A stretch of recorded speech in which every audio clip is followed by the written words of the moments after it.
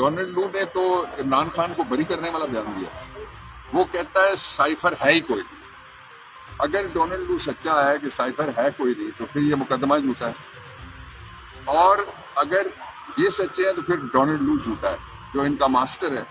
ये तो उसके ये जो शहबाज शरीफ है और ये जो गवर्नमेंट है जो चोरी के मैंडेट पे बैठी हुई है, ये सल्यूट मार किस्म की गवर्नमेंट है। तो सबसे पहला सल्यूट ये मारते हैं डोनाल्ड लू को, इसलिए फौरी तौर पे इनको केस वापस लेना चाहिए। जो मौक़िफ़ था इमरान खान का वो कल साबित हो गया, और वो डोनाल्ड लू ने खुद साबित किया। उसने पता है क्या कहा? एक तरफ वो कहता है कि हमने साइफर के जरिए कोई मुदाखलत नहीं की और साइफर झूठा है, साइफर था ही नहीं। दूसरी तरफ वो ये कहता है कि मैं पाक ईरान गैस मंसूबा अमेरिका पूरी कोशिश करेगा ना बने। ये मुदाखलत नहीं है?